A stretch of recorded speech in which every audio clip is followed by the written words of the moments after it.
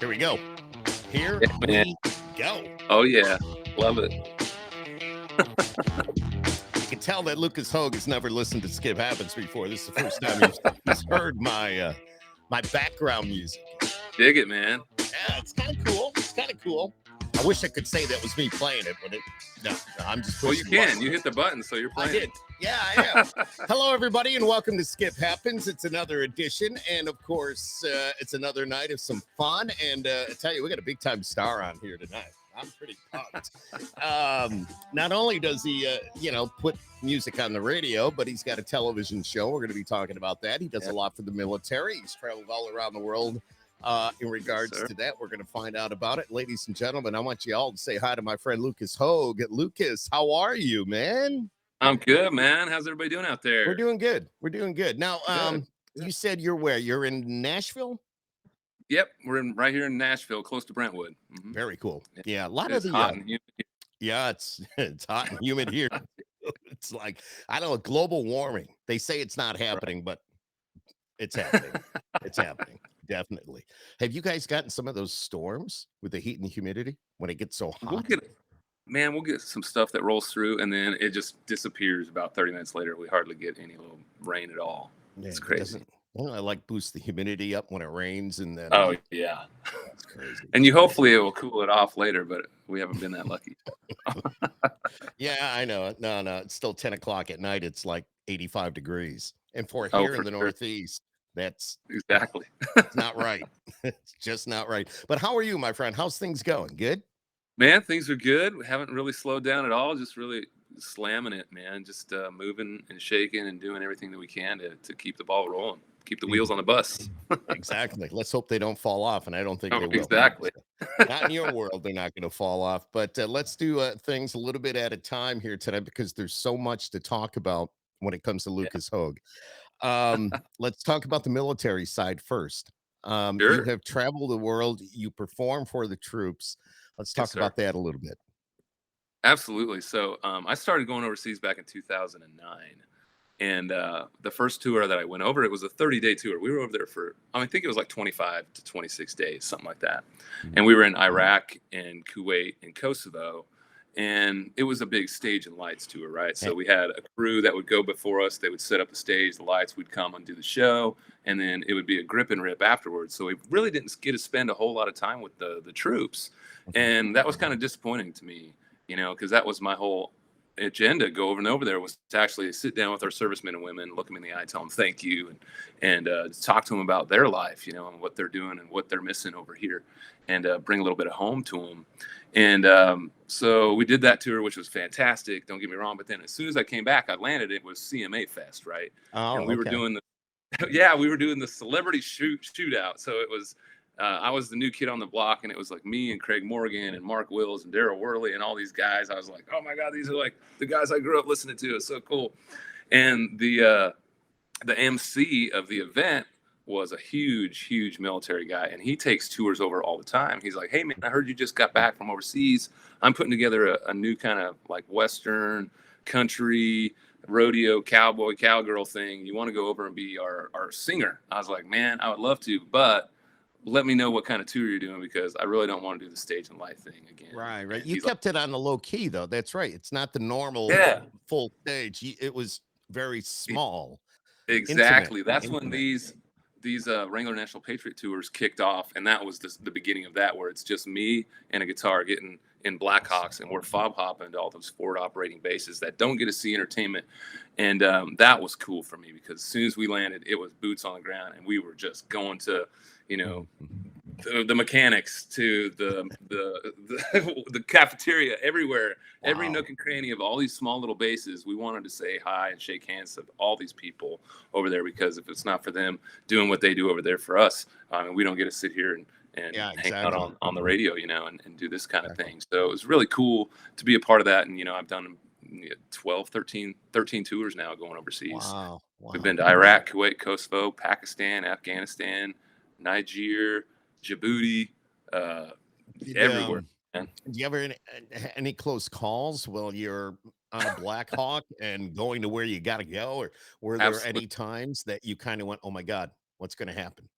Absolutely, absolutely. So there was this one base in particular that was it was weird for me already to think about, because when we were flying in, you have to fly through this mountain range to get to our base, and our base is right at the bottom of this mountain range, right? So Pakistan is right here, and Pakistan is the mountain ridge, right? The tip of the ridge. So all the enemy can shoot right down into the base. I mean, they can see everything. And they were getting rocketed and crazy and things like that. And as we were flying in, we had to go radio silence, and because the helicopter was getting shot at as we were going in. And then as soon as we landed, we got to hang out with I think it was about 7 to 10 guys going out on patrol that night. So we probably got to talk to them for about 30 minutes, and then they had to go on patrol. And then we got there and we did our show. We went and had a meal with them at the DFAC. And, I mean, there was probably maybe 150 troops on the ground at this little base. And as soon as we were flying back, and we went back to our main hub, which was Bagram or Kandahar, one of the big bases anyway. And they radioed back and said that 2 of those guys that we met that day didn't make it home. So It was, I mean, we were right there on the line, and it's just heartbreaking when they tell us that, because it's just, that's how close these men and women are every single day to not making it back home. Yeah. Yeah. See, we take so much for granted here, but somebody like you doing what you have done, now you're seeing it and you're feeling it and the emotion. But I'll bet the smile or how you made these men and women feel, you being there and performing a couple of tunes meant anything you can think of, more than anything in the world. They had to be pretty awesome for the men and women. So I can only hope that they enjoyed it. I'm sure they did. It's always a big thank you match when we go over there, because we're thanking them and they're thanking us for coming over and everything. And we've been in some weird situations, man, where I'll be sitting there hanging out with our troops, and then you hear the big sirens going off, and literally I was sitting there eating a bowl of ice cream in the DFAC, which is the dining facility for our military. Yep. And I remember, and these are like makeshift facilities. Some of them are still tents and things like that, where they're eating maybe one hot meal a week, and the rest they're eating MREs and whatnot. And I remember this one instance where the siren goes off. I'm really not paying attention because I'm sitting here talking, and this guy grabs me from the back and literally drags me underneath the table, and he's like, get under. So we're diving for cover, and then as soon as the siren gives the free go, or whatever it was called, all clear, we had to run out and get in a bunker and sit there for another 15-20 minutes until they cleared the rocket that came over the wall and all that stuff. So it was crazy stuff, man. Now, Lucas, I gotta ask, were you married when you were heading over to perform? Yes. Yeah. And how was your wife handling all this? Well, she brushed up on the life insurance policy, so she would have been well taken care of. Wow. Oh man. No, she's very worried. Don't get me wrong, and but it's such a great cause going over there, and to get to say, be one of the lucky few that get to go over there and represent all of us that want to be over there, telling them thank you. And any future plans of? You said you're still doing it. Are you going to head out again? Going to kind of head over to the Middle East anytime soon that you know of? Not anytime soon. I think things are really unstable over there right now, more so than they've been a lot of years. So it's pretty hot. I know AFE is back down on a lot of those things, and so is USO. So hopefully we'll gear up and do some stuff here in the States. I know we've done. I was one of the first acts to go and do a USO tour for our Alaska, for our Coast Guard. Our Coast Guard hadn't seen any entertainment in over, I think it was like 30 years. I was the first guy to go do a USO Coast Guard tour. And some of these coastie shacks are like 2 people, out in the middle of nowhere, Alaska. We did the whole horn of Alaska. Which was, Ketchikan, That's Dutch beautiful Harbor. Country up there, though. I've seen pictures, and I would love to visit that someday. It's so beautiful. I'm going back in August to shoot. Very cool. Couple episodes for Hoge Wild, but when we were up there, I remember these Coast Guard guys found out that we were coming, and they saved up all their scrap lumber, their pallets and stuff for like months and months. So we had this huge bonfire on the beach, and they were boiling crabs, and we had just the best time. And I remember our beer was getting low on the beach, and I'm like, man, I'll go run. Give me the keys to the truck. I'll go run, grab some beer. He hands me the keys, and I noticed a kind of a little weird grin coming out of the corner of his eye. So I get in the truck, and I'm driving along, and I get to this liquor store, liquor store, hardware store, pharmacy. I mean, it's all the same thing because there's not much up there. It's like going back home. All in one store. Yeah, and I'm like, it's closed, and it looked like it was 6 o'clock in the evening, right? And it was like 1:30 in the morning. Yeah, still light as can be. I know that's one thing I would not be able to get used to, or maybe I would, but it might take a lot of time. I agree. Just, with the daylight and all that in Alaska, it's like 24 hours of sunshine. It's like, wait, dude, this ain't right. I know, man. It's still the Wild West up there, which I love. I love about that because the women that were with us, I remember them telling us, hey, if you got long hair and you put them in a ponytail, don't put your hair in a ponytail because the eagles think that it's like a varmint or whatever, and the oh my god, eagles will dive bomb and just gash your head open. I was like, my whoa. God. Yeah. That's pretty wild. Yeah, and those eagles are pretty big too. Yeah, they'll carry you off. Absolutely. How did you get started in music, though? Let's go back a little bit. Absolutely. How did all that come about, Lucas? Yeah, for sure, man. I grew up in a super small town, rural Nebraska, a town of 44 people called Hubble, Nebraska. Is that like Tornado Alley? Oh, it's dead center Tornado Alley. I've seen more. You're nuts. Okay, go ahead. Want to. Wish I could block them out of my brain, man. They're scary, dude. And so I grew up in that small town, and my dad was always singing. My mom was a great short story, poetry, children's book kind of thing. She loved doing that stuff. So it kind of came by naturally.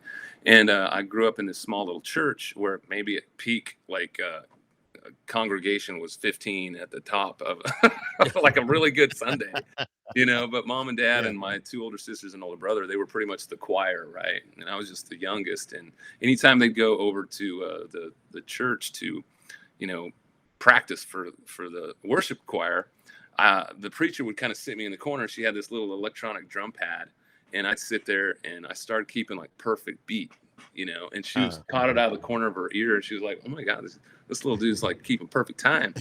And after that, she took me into my high school and introduced me to the high school music teacher. And I was only like 6, 7 at the time. So I was like, I had no business being in high school band or anything like that. And the music teacher really took me under her wing and taught me how to play the drums and, really get the rhythm down and all that stuff. So that's kind of where it started from there. And then go ahead. No, I'm sorry. I cut you off. How many instruments do you play? So I pretty much primary instrument is guitar for sure, but I started playing the drums, piano. I pretty much just use piano for writing purposes these days. No little harmonica. Started playing the fiddle a while back, and I realized that I didn't have the dexterity for it. Doing that thing. Yeah, so I'll stick to guitar more. Yeah, but didn't you wanted to go into the military? If I was reading some of your bio correctly, I believe it said you wanted to go into the military, but then you decided to pursue music. Am I correct by saying that? Yeah, I mean, growing up, my dad was in the military. All my uncles were in the military. Some of them were in Vietnam. A couple were snipers in Vietnam, and different things. Like, I apologize, I can't mute my computer. And you're good, dude. You're fine. You're fine. Don't worry about it. Like when everybody hits me. Yeah, you know what I love about this? It's a podcast. Anything goes. I've had podcasts where dogs have jumped up on laps. I've had babies start crying in the background. I've been doing a podcast, and my wife would come down with the laundry. It's like, honey, I'm doing, Exactly. So that's what it's about. It's about real life, and it's a podcast, so it's all good. But go ahead. No, and I grew up. My dad would sit us down with all the branches of the military around a dining room table, and we let them pitch their spiel to me, and then I had some guys that pitched me the aviation thing too, because I wanted to be a pilot, and I had Coke bottle glasses, man. I mean, I had thick glasses, and the guy from Spartan School of Aeronautics sat around the table, and he looked at me. He's like, "Son, you got some bad eyes.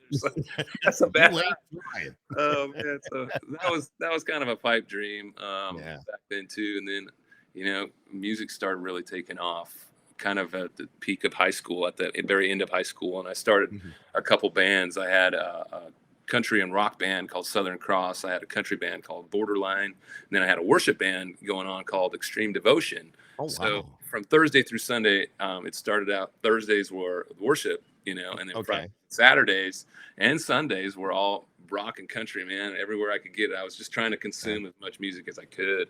And realized I got asked to open up for some of the big dogs that came through the Midwest, at some of the big casinos down in Kansas. And it was just kind of after that, I was like, I got to give this a shot, So as soon as I graduated high school, I got a quick business and architecture and construction degree, and loaded up my truck and moved to Nashville and haven't looked back, man. It's like Beverly Hillbillies. It was. Oh, dude, the girl I was seeing at the time, her mom and dad gave me their trailer, and the trailer was the back of an old 75 Chevy or something like that with a camper shell on the top. Oh, it was a Clampus all the way, dude. I had like a recliner. I love that though. I love that. I love that. So here you are. You being a musician, you're going overseas. You've got your own TV show on the Sportsman channel, and let's talk about that a little bit. How did that come about? You're big into wildlife and all that, and so this was something. How did the TV show come about? Well, it kind of all stems back from that, growing up in that small town, man. Growing up in a farm community like we did out in the sticks. I mean, us kids, that's all we knew. After school during hunting season, sometimes opening day was a holiday, so we'd they'd shut down school because nobody'd be there.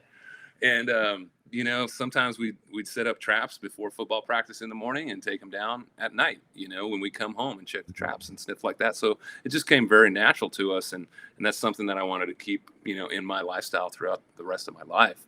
And I knew that my guitar was going to be my passport to get out of that small town. Sure. And it sure did. As soon as I got to Nashville and started finally touring, it connected me with so many people, because everywhere we'd play, there'd be somebody be like, man, I heard you love the outdoors. I know you love to hunt. Why don't you come hunting with me? I'm like, yeah, cool. Tell me where to be. I'll be there. Don't threaten me, because I'll show up. And I show up every time. And these people have, like, they're in these amazing lodges, or they have thousands of acres in Colorado or Northern California or wherever, and they're introducing me to a lifestyle that I would have never known before. Wow. To that. And I was like, man, I need to start carrying a camera guy with me. And then we sat down. My wife has an amazing company called Artistry Alliances as well. Very cool. Teams up with these different brands. So she's well connected in the industry, not only TV and film side, but music and everything else. And she sat us down with the Sportsman's Outdoor channel. And we started talking to them, and they were like, yeah, show us a pilot. We want to see something. What have you done? Is it natural? Are you really an outdoor guy, or are you a country artist pretending to be? Right. Like a lot of us are. I know. And it just worked. I've been in the industry for a long time. I started out from the ground up, being an ambassador from Congressional Sportsman's Foundation to working with Safari Club International, Rocky Mountain Elk Foundation, all these foundations that are heavy into conservation and trying to keep our hunting rights and the ability for what we grew up doing alive. And now more than ever during the pandemic, I think outdoorsmen and women were kind of at the precipice of, hey, this is why we do what we do, because when you go to the grocery store and all the shelves are empty, our freezers are going to be full of natural, organic, healthy, sustainable meat. 100%. Totally. 100%. So talking about the pandemic, though, how did that affect what you do in your life? Man. From the music to the television to Well, from the television show, it really didn't slow us down.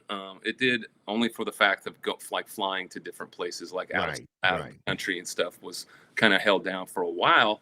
But being in the outdoors, we're pretty much social distanced anyway, so we're pretty good at it. Sitting in a tree stand for 8-10 hours a day is pretty easy for us. But that didn't slow down at all. It actually ramped up. We were able to do a lot more and focus in on the TV show. We're already a year ahead, so season 2 is in the can. So we got that completely filmed during the pandemic. And then for the music side, I was able to quickly pivot into doing a lot of live streams, right? Like what we were doing, podcasts and things like that. I was like, okay, boom. As soon as the hammer dropped, we were like, what are we going to do? And bang, I started doing these things, which I started 3 years ago, was called Sunday Sessions, right? So, I grew up in that little church. So those old hymns is what we did. We'd sing around the organ with the 150-year-old organ player and learn these hymns. And that was something I started 3 years ago, and just doing a single hymn on every single Sunday. We haven't missed a Sunday. But during the pandemic, I was like, hey, why don't we do 30 minutes worth of music, because all the churches are closed down. Nobody can go to church. Mm-hmm. And man, these things took off like crazy. We were number 9 in the world for live stream. Wow. And it was all because of Sunday sessions. It was really, really cool, man. Now, how can somebody find that? You say you still do it once a week. Yeah, every single Sunday at 8 o'clock, 8-ish. 8 Central Time. Yeah, 8 Central Time. We post a hymn now. We're not doing the 30 minutes long worth of hymns, but we are still doing them every single Sunday. And where do they find them? At Lucas Hoge on Facebook. On your Facebook. Gotcha. Yeah. Give us a little idea of an episode of Hoge Wild. Hoge Wild, yeah. So it's high energy. It's doing crazy stuff. Jumping out of airplanes with the Golden Knights, to hunting gators in Louisiana with my buddy Bill Petrus, and so the Swamp Donkey, Dave Hansen, to scuba diving and chasing lobster in the Virgin Islands. The next episode coming up, we just did a Tampa Bay episode. We were out saltwater fishing with a good friend of mine, my band leader, Noel Bessesti. He's from Tampa Bay, so he hooked me up with his high school buddy who has a big fishing charter down there. And then this next episode coming up is probably going to be one of my favorites. And we partnered up with Charter Smarter down in the U.S. Virgin Islands, where they charter yachts to people like us. You can literally go online on Charter Smarter, and you can either rent, it's called a bareboat yacht, where you can captain it yourself, or you can rent a captain and crew and hop on their yacht, and they will cook your meals. They'll do everything. And the cost is basically taking like a family of 4 or 6 to like a big theme park for a weekend. It's the same cost. So I would say try to get away from the theme park and go do this. You get a 4-bedroom yacht, and they'll take you wherever you want to go in the VI, man. It's so just fun, the cruise to dude. Virgin Islands, man. That is cool. That is cool. Yeah. I saw a picture of you skydiving. That must have been with the Golden Knights. It was. 10.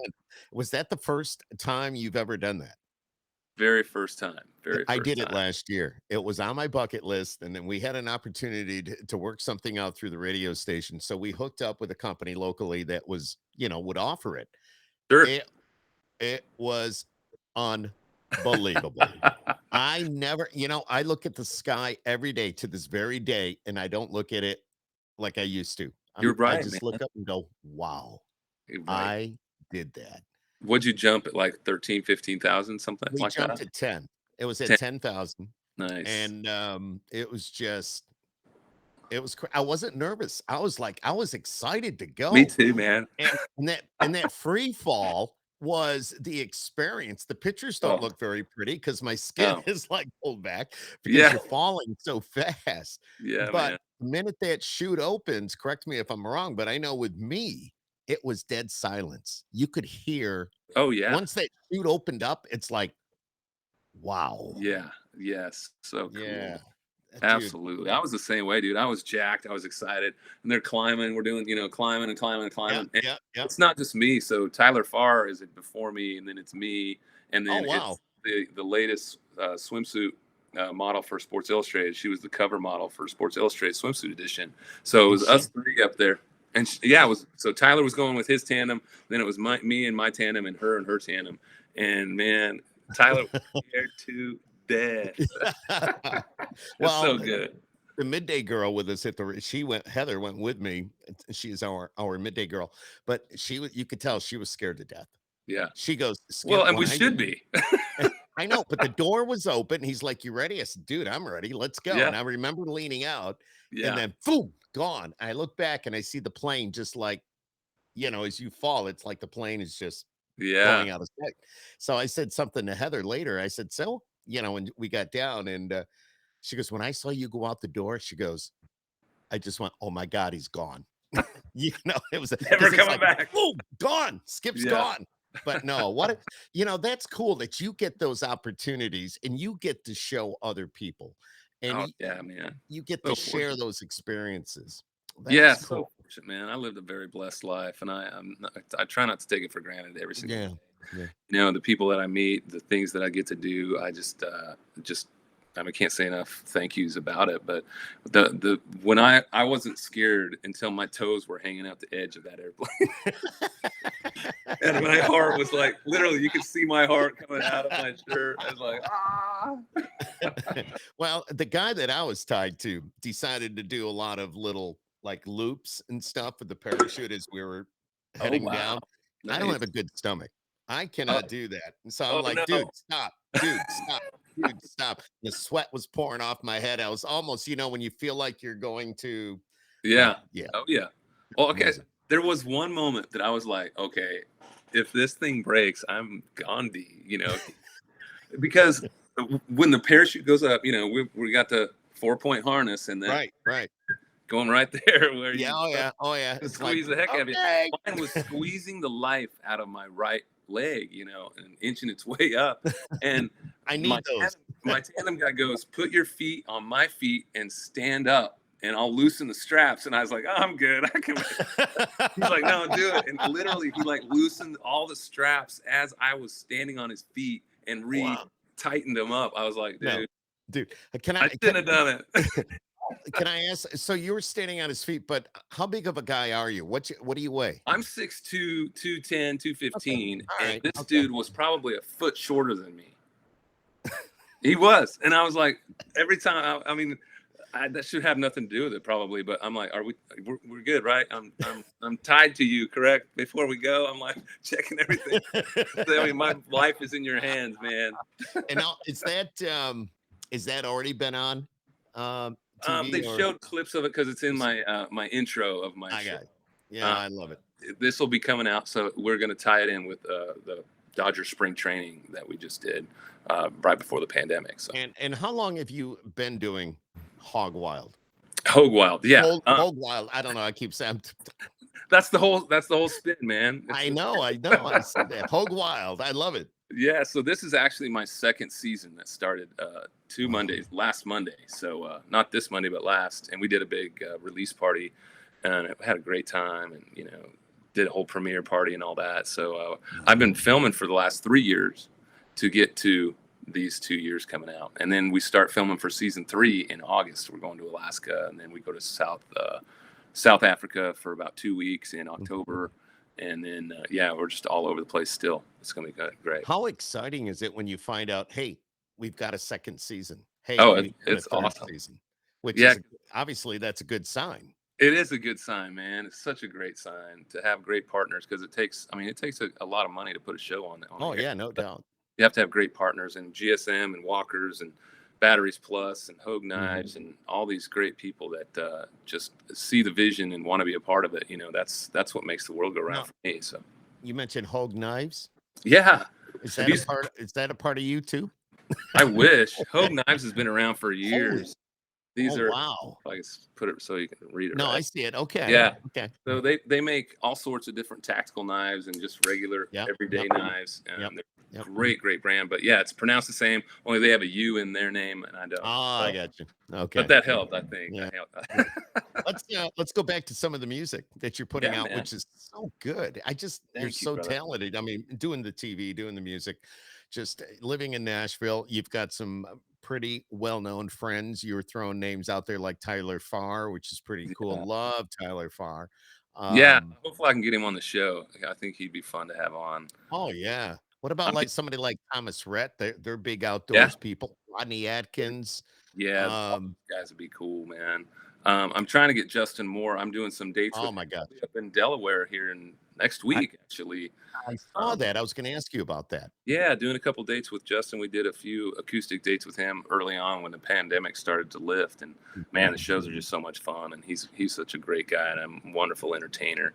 And so we're just trying to make sure that our schedules match up so that we can get him on the show. And a bunch of other friends of mine. I'll get Craig Morgan to come out. Oh yeah, there's another one in Craig. He's back in the military. He used to the skydive.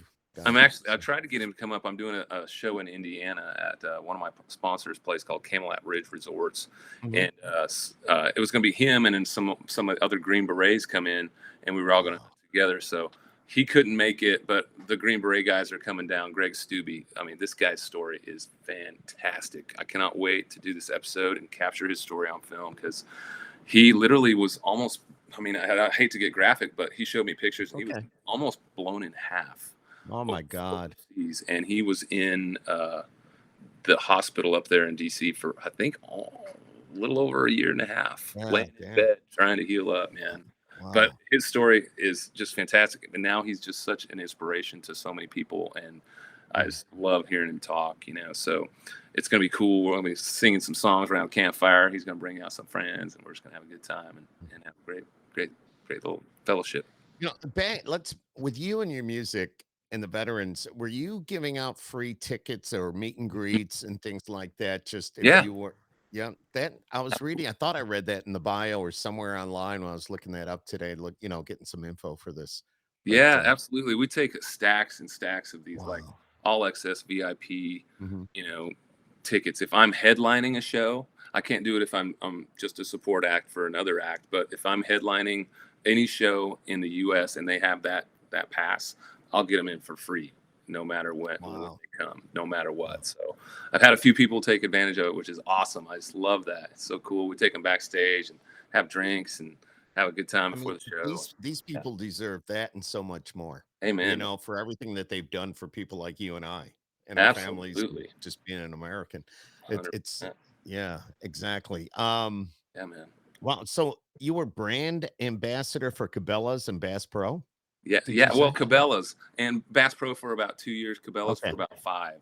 So Oh, wow. Cabela's, I grew up in Nebraska, and Cabela's is a Nebraska-based company out of Sydney.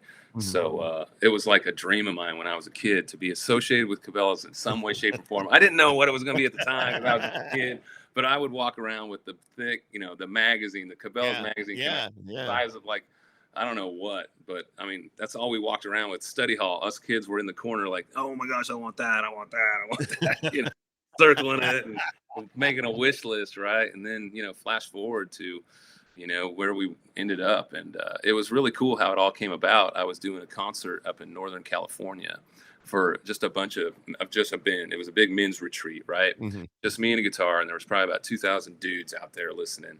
And after I get done, there's a big duck dinner afterwards. So I sit down beside this older gentleman, got little round glasses, and mostly bald, and Yep. and he sits down. He's like, "Son, that was real good music, man. Where are you from?" I was like, "Well, I'm originally from Nebraska, but I live in Nashville." He's like, "Oh, I live in Nebraska."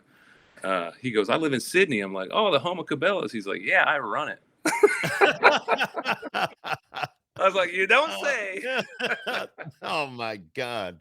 That's Yeah, awesome. We have Cabela's here now. yeah, So they're heck just yeah. about everywhere. And we also have some Bass Pro Shops, but yeah, Right. that's Yeah. cool. That's Yeah, and cool. then Bass bought Cabela's, so now they're Yeah, what co-brand. I'm not sure who, what, where, how, but Right. Yeah. it all went down, in this day and age. Who knows who owns who now? But Exactly. But I but got to know the Cabela family. Mary Cabela is super cool. She's a very sweet, nice. sweet lady. Still travels all over the world. Very heavy in conservation and an activist and all things like that for Mhm. our hunting rights, which is really, really cool to see that. What do you do when you want to just break away from it all and like step away from music or step away from the TV show? Like, what do you do? Do you just like shut everything down for a little bit? I mean, what do I you mean, do?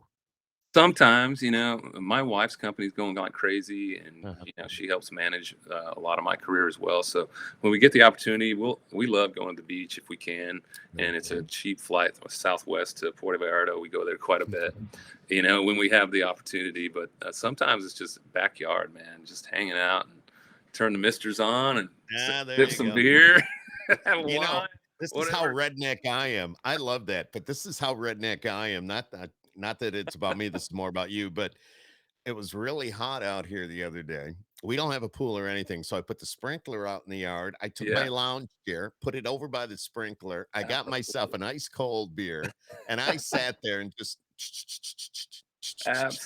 My wife's Absolutely. like, "What the hell are you doing?"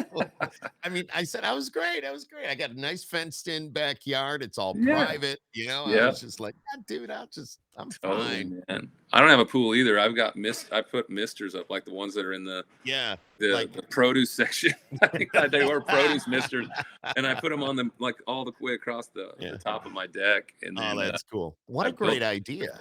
Yeah, then you can buy those mister kits to put on your Yeah. hands. I built like 4 of them and No, just put I've them out. seen those. Yeah.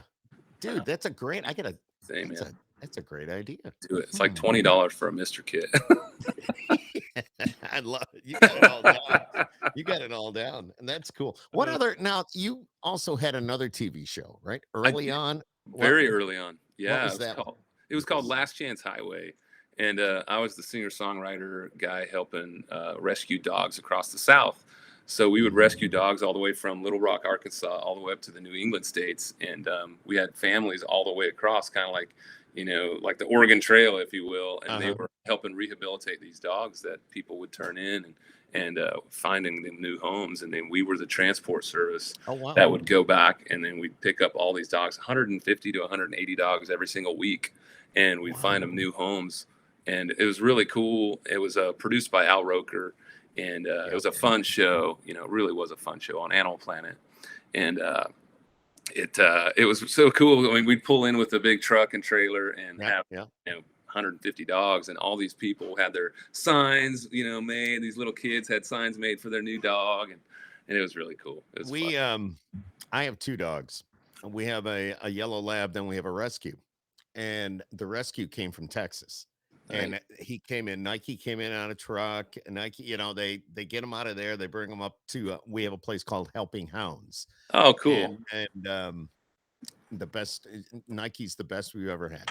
And Ah, that's awesome, man. we've only had him a couple of years, and he came very well trained. Apparently, when he looked Oh, at his background, he was starved and mistreated, but now he's got such a loving home and good. spoiled rotten, and life is good. So, is that what you did? You actually had a truck, and then you would go from point A to point B? Yeah, so there was a transport service which they kind of molded the show around. His Okay. name's Kyle Peterson. He has a transport service called Pets Transport Service out of Clarksville, Tennessee, or Cookeville, Tennessee, excuse me. Okay. And he has two big trucks with big like horse trailers, and they're all Yeah. outfitted with dog cages and air conditioned and heated and all that stuff, so it keeps the dog comfortable. And then they've got a few smaller ones that go off towards like Florida and stuff like that to grab some of the smaller um, Wow. little groups of dogs. And we'd all meet up in different locations at big parking lots, like Petco's and all those Pet Hmm. Smarts, Hmm. and Hmm. kind Hmm. of meet up with the families, and we'd unload probably anywhere from 30 or 40 dogs at a time, and then go on to the next parking lot and have a little parking lot party, and blah blah blah was the whole Yeah. thing. That's basically how it was though. When we went to Yeah, Helping Hounds, it was a dually towing like a horse trailer, but it yeah, was all temperature controlled. There were it's cool. cages in there for the dogs. Yeah, They had all the crates in there. And I was talking to the driver. He said, yeah, they stop every so often, get out, walk all the dogs, come yeah. back. Yeah, that's amazing. We got trapped in a snowstorm on the way up uh, one time, and we were all stuck on the interstate, and we had to get all these dogs out on the interstate while all these cars were it was a big parking lot, and we Yeah. were walking these dogs in like 2-3 feet of snow. Yeah, we'd have Wow. to dig some big holes out so they could do their business and then Yeah. keep Yeah. going. Wow, Pretty that is crazy. cool. You've done so Yeah, much, and your music is top notch, and everything thank you. about you is, as I mentioned a few minutes ago, is just outstanding. What can we find if we go to the website lucashoge.com? Yeah, man, we got lots of great new music coming out. Get Lost is doing so good at Mhm, Country Radar now. mhm, Indicator mhm. Activator, we just hit 37 today, Yes, which is really cool for me. I saw. I can't wait to see how far it goes.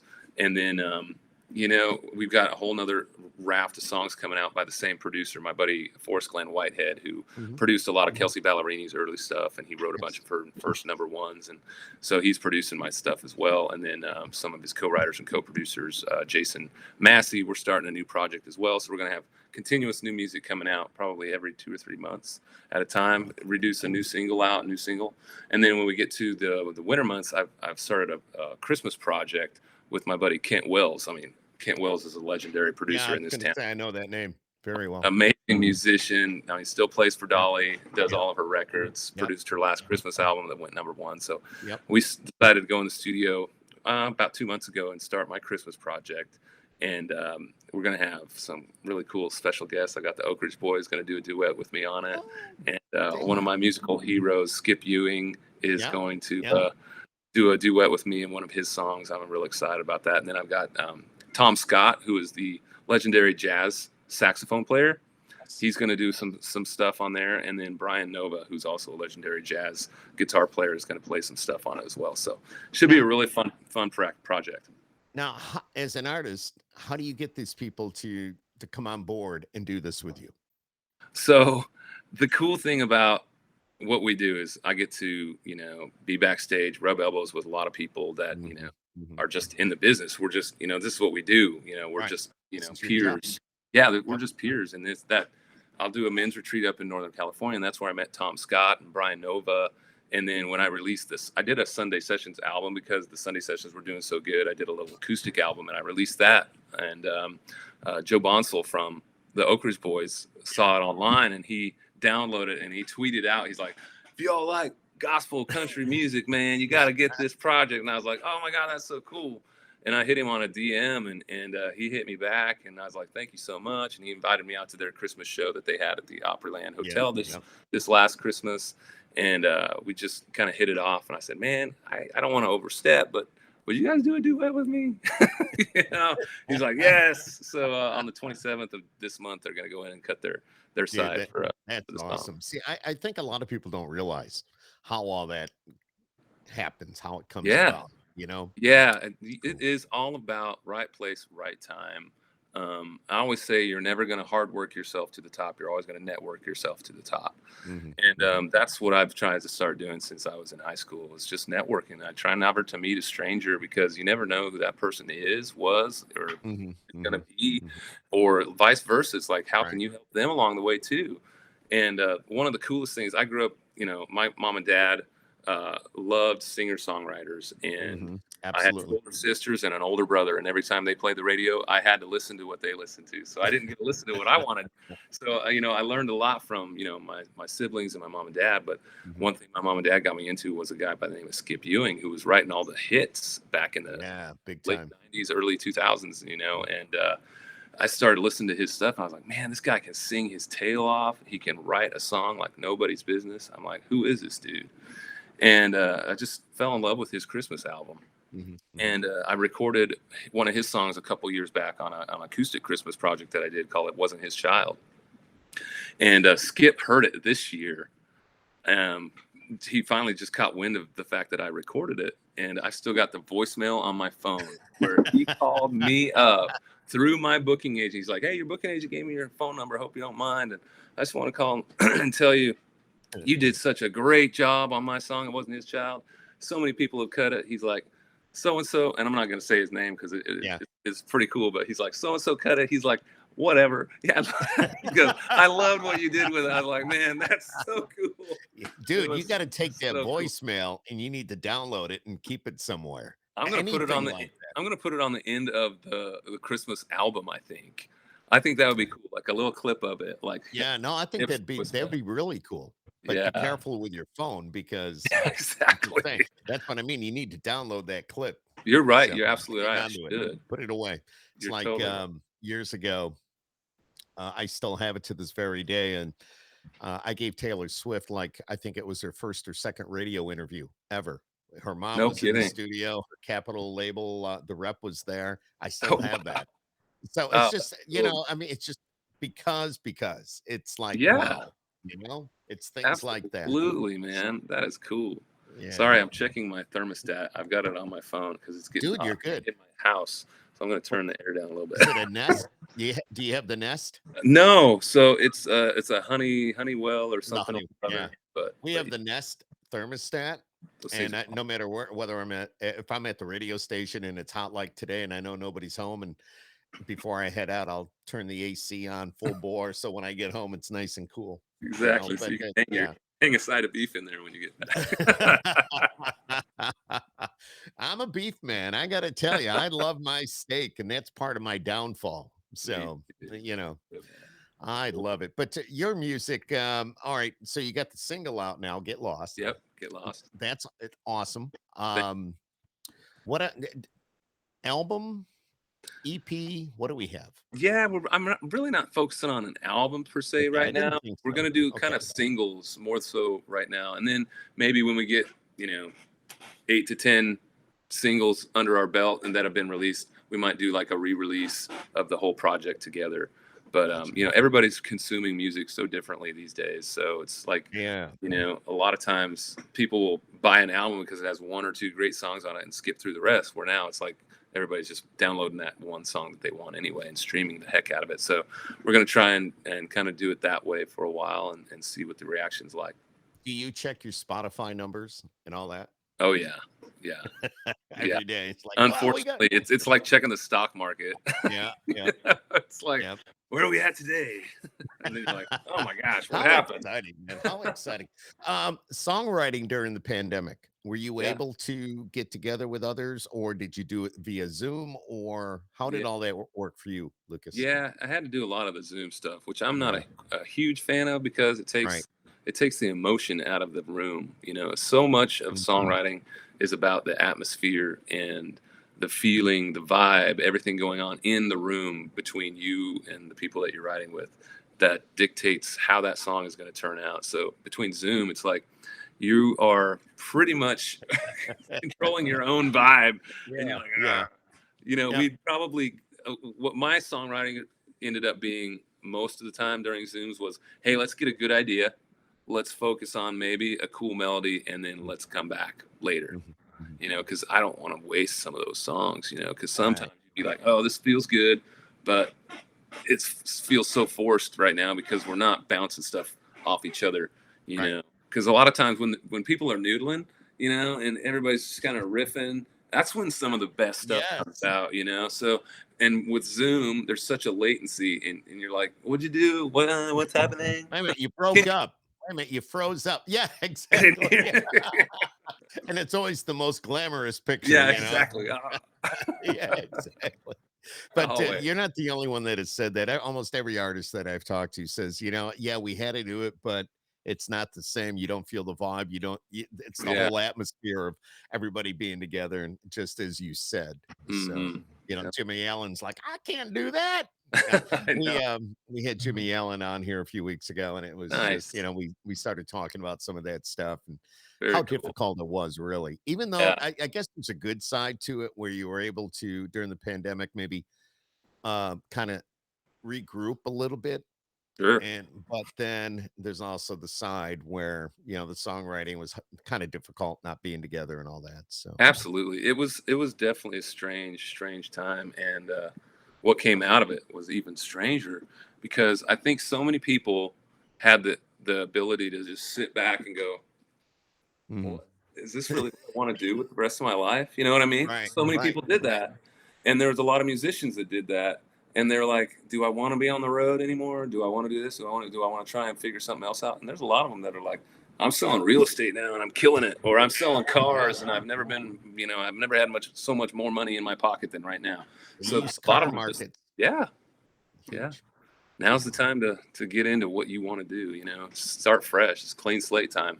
And there's a lot of people that are doing that. That's forced them all to do that, as you say. Everybody's thinking a little differently. Well, why was I doing this and I can do this? Yeah, and it's spurred a lot of entrepreneurship too, where so many people are, starting their own online companies and doing very, very well at it. Which I'm like, hey, do what you need to do and love it. If you're not loving life, man, find something else. So I got to ask, do you ride the tour bus with Justin Moore when you go to the show? You got your own, or you just take the van that's in the driveway? So it all depends right now. A lot of times we'll lease a bus. No, I don't ride with Justin. He takes his Razorback. He's pretty, I think he's all set. I don't think he needs anybody else on there. He'd be like, he's not the one going, hey, can I get a lift? I'll road here. Go with my thumb. Hey, no. It's just Justin. Oh no, we've got a great friend of that has a bus company here in town, and they're Awesome. fantastic, and they treat us really, really good when we need the bus. A lot of times, like on one-offs and stuff like that, we'll take a Sprinter van and trailer still, Right. Right. and then because I mean, the overhead is ridiculous. I mean, Oh to yeah. lease a bus, I mean, leasing a bus on a minimum is about $2,000 a day. Oof. So if you're not cranking out, making a lot of cash on the road, man, It ain't happening. no. And if you don't have a label that's paying for it that you're That recouping ain't for happening. later, it ain't Right, happening. right, right. And Yeah, that's another thing. I'm glad you mentioned that. That's another thing a lot of people don't realize, that the label fronts a lot of this, yeah, and then you as the artist, people think, oh, you've had a number one song or a big song on the radio. This guy's got to have tons of money.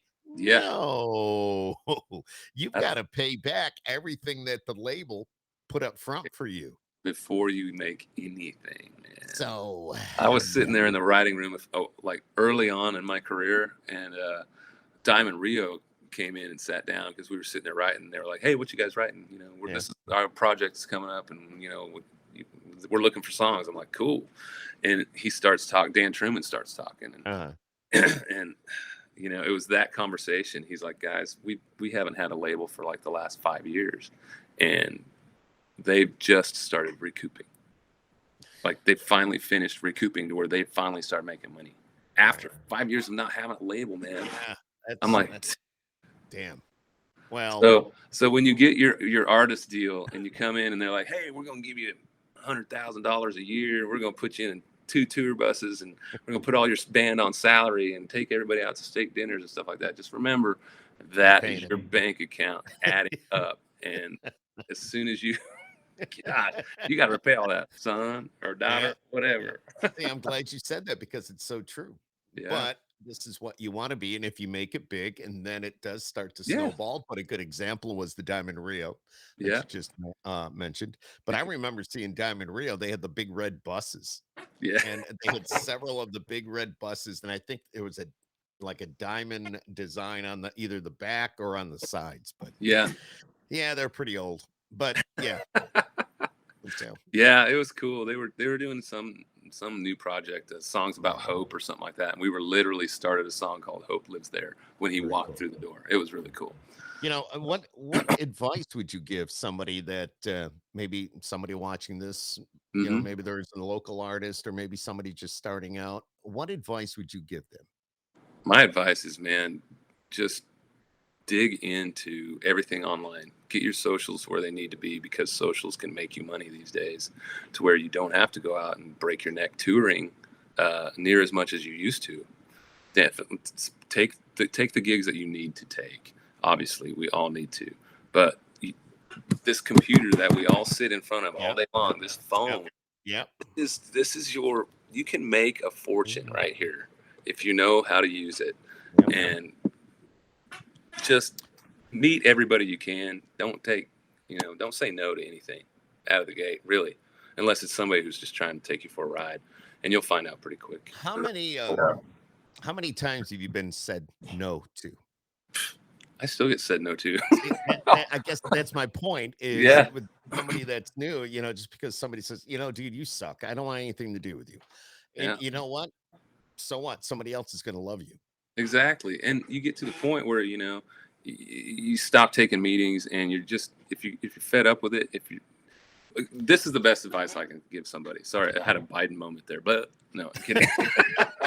Wake up. No. No, I'm The all right. best advice for somebody is like if you wake up in the morning and ask yourself, do you want to be a star or do you want to have a career in music? They're completely different.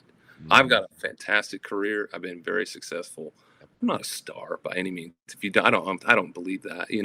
It's like a career is going to last you a lifetime. A star is going to burn out, and it Mhm. will. Always will. And that's So it's perfect. like just build your brand, build yourself up, build your career, and you'll live on that for the rest of your life, and you'll have a great life. And just you shoot for the stars, and then work your way back, man. That's the best advice I've heard in a long time. Really. There's being a star and there's having a career. There's a Hmm. couple of, you're making it happen. You've done well for yourself. Yeah, You've taken your talents and put them where they need to be, whether it's on television or, on the radio or wherever people get their music, Lucas Hoge. yeah, There man. you are. Get lost. I'm not Go even get going to lost. Get lost and figure it out. You'll figure it out, damn it. Exactly. That plaque behind you, is that you? I can't. Yeah, that was Yeah. my first #1 record, 2017, Dirty Woo. South. The whole album went #1 on the country album sales chart. Yeah, Yes. it's pretty Yes. cool, man. That's pretty cool. Without a label. Hey. Yeah. Did you get it? Exactly. I guess maybe that's why I mentioned it. Yeah, And man. do you have a name for your guitar? So I don't. Believe it or not, I call her Taylor because I'm a huge Taylor fan. So Okay. All right. all my guitars are Taylors. And Gotcha. I've got a great relationship with Tim Godwin of Taylor Guitars. Yes. Okay. We're actually about to do a really cool TikTok giveaway. So everybody, my TikTok is just at Lucas Hoge. So pay attention to it. We're going to give away some awesome Taylor guitars. Wow. And That'll you're be pretty fun. big on TikTok. No, Obviously. I mean, I'll have a couple that'll really pop, and then the All rest right, will be okay. like a couple hundred at a time. Then there'll be one or pop. and then Well, a I couple- suck at TikTok, so I'm still trying to figure it out. I have to go to my son every once in a while. He's Exactly. all over it. There you so, go, man. You yeah, got it's like you got Zach, it I built need in some right help. there. Exactly. But these are all custom guitars that I take with me overseas. Oh, those are cool. Oh, I see the red, white, and blue one. And what do you got there in the back? Oh my God, dude, that is so Yeah. freaking cool. So that one's hand painted Yeah. with stars and stripes, and then each one of the branches of the military's patch looks like it's been sewed into the guitar. It's really cool. Oh wow. And then on the back of each guitar and on the sides and down the neck, I always have all the military that I meet along the way that really impact me. I have them sign it. So these guitars are covered Dude. with military signatures, and I've got actual 3 Oh my Medal of God. Honor recipients signed that one. It's really cool. Wow. Yeah, man. It needs to be in a museum, honestly. It is. Right now it is. Yeah, It's your exactly. museum. That's the Lucas Hoge man cave right there. Absolutely, man. Yeah. Is that where you go to kind of like just be in your own world? Honey, I'll be downstairs. My wife's desk is right here, and mine's okay. right here, and we work side by side all day long together in this space. And I just this is where the magic happens. It's the war room. It's the war room. Well, you could look at that a couple of different ways. You got to work with your wife all day. Although you love her, it's just I like do. She's awesome, though. I couldn't do any of this stuff if I didn't have her. Now, does she pretty much make a lot of the business decisions for you, or do you pretty much, or do you do it equally? We do it a lot together, but when it comes to like building brand and stuff like that, she's so good at tying in the right brands and stuff like that. With my TV show being an outdoor lifestyle, hunting, fishing kind of a show, we started going after the non-endemic type of sponsors. So because I mean, all those shows are saturated. Everybody wants, Remington or Savage Arms or somebody like that, but there's 1,000 people trying to get them. Where if you go to somebody else like a Kleenex company, they've got money too. Go to them because you need to blow your nose in the deer stand too, man. Do you have any good deer stand stories? To fall asleep, fall out of the deer stand, or Gosh, I hear story. I don't hunt, but my brother-in-law, I got a whole lot of brother-in-laws, but they all hunt, and I hear about the stories of fell asleep in the stand, or yeah, oh yeah. I look down and there's an 8-pointer looking up at me, and like, deer stand stories. I don't know. I really haven't fallen out of anything. Thank God. I'm gonna knock on wood. Yeah, I know. Well, let's hope you don't. But I'm just saying. Yeah, but more than anything, I guess my kind of like scary story would be I was scuba diving and we were down in the Cayman Islands, and we're about 80 feet, 90 feet down, and we're we're cruising through these little cut throughs, which are essentially caves, right? Yeah, I couldn't do that. You look up, you can see. I mean, it's all just it's a cave basically. Yeah. Which they're technically you're supposed to be certified to dive caves and stuff like that, but these are cut throughs, so they're not caves. And I suck oxygen like crazy. I mean, like it's my last breath. So I'm burning up oxygen like crazy. And my camera guy, I got him certified, so he's a pretty novice diver. So I'm thinking about my wife with me. I'm thinking about my camera guy, and I'm trying to pay attention to mine as well. And we're in the middle of this cut through, and we've probably got another 400 yards to get through this. And we're both at 500 PSI on our scuba tank. And that's only about, that's nothing. That's about 5 really deep breaths. Right. Oh, and we're like, one breath, Let's go. Because we didn't do our safety stop or anything, and that's when I really was like, okay, we need to slow down, calm down, pay attention, Oh and my God. really focus up, because you can really get yourself in a bad situation. Wow. Bad. Yeah, I can't get in anything that's enclosed or in a cave, or I see those shows on TV and I was like, oh, I can't do that. I would never be able to do that. I can't. Right. What do they call that when you go to the doctors? You get a, is it a C scan or something? Oh yeah, CAT scan or CAT whatever. scan, and you go in that little tube. I Dude, can't do that. I can't. It's like, take me out, take me out. So I can't do that either, man. But I love scuba diving, man. yeah, We've got these full face masks, right? And they have communication, so we can talk to each other underwater instead of having to do the sign language and stuff yeah, like, yeah, yeah. oh, I'm dying. Okay, let's get out of here. I can go, get your butt moving, man. We got to get the heck back to Get the your boat. ass out of here. Let's go. Exactly. Exactly. Oh, so true. Lucas, you're awesome, man. This has been Likewise, buddy. great chatting with you and finding out about you and how talented you are and what you've done from the television to the music. You can go online, go to lucashoge.com. Yeah. Just you're gonna love it. Check out the television show, which is on the Sportsman's channel. I gotta Yes. see what I gotta Nice. look at our network here and see what where I know it's there somewhere. Yeah, I bet you have it. It's really Yeah. good. It's like in the upper 300 range, I think, usually. And it's on every Monday night at 6:30 Central Time, 7:30 Eastern. So, Do you ever watch it and critique yourself? oh heck yeah, man! I watch it all the time, because I'm like, I watched it last night, and I'm like, okay, this color is not the color that was approved. The sound is not. There's little places. So Yeah, I've got yeah. a 9 o'clock production meeting with my editors to go over for the next deliver, because I'm like, okay, they're really washing out.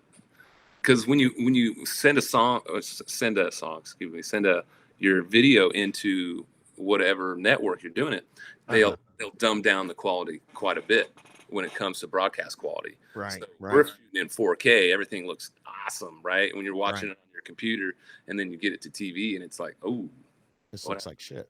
Yeah, Yeah, it happens. And no, I know what you're talking about there. I yeah, totally get that. So you make little notes and you go into your production meeting and say, okay, guys, we can't yeah. have this, blah, blah, blah. So Yeah, it's like you got to figure out that how to adjust for that so that it looks how it should look, bright and vibrant, and the audio sounds good over the voiceover versus the stand-ups. All there's tons of stuff that goes into it, so that's a full-time job in itself. oh, I bet it is. I bet it is. But Lucas Hogue, you've been awesome tonight. It's a pleasure to meet you. It's a pleasure Likewise. to chat with you, to find out everything about you. Your music's getting played here in the Northeast, which is cool. We're Thank- based in Syracuse, and would love to get you up here sometime. Just make the trip. We'll take good care of you. Heck yeah, let's do a show. Yeah, absolutely. I'm all for that. Good. 100%. And hopefully we can do that and arrange that. And if you're coming through the area for whatever reason, just make sure you look us up. You look me up, Skip Clark or the Wolf. So it's pretty Yeah, cool. man. All Sounds right. great, brother. Yeah, Appreciate you so much. Thanks for appreciate having me you on. too. Absolutely. It's Lucas. See, I can hear Locust right now. what they call the cicadas. Yeah. Do you have them there? Oh yeah, we have them, but they're not like crazy like y'all have them out there right now. No, it's not bad here. We were talking about that the other night, and it's just like, Yeah. I don't really hear them. Anyways, all right, Lucas Hogue, everybody. Lucas, you're awesome. We'll talk to you soon. Hang on there when we sign Thanks, off, and sounds good, buddy. we'll talk off the air. All right, Sounds here we good. go. Thanks for watching, everybody. It Skip Happens. Subscribe on YouTube. Go to skiphappens.com as well, and we'll have another one for you in the next day or two. Thanks for watching, y'all.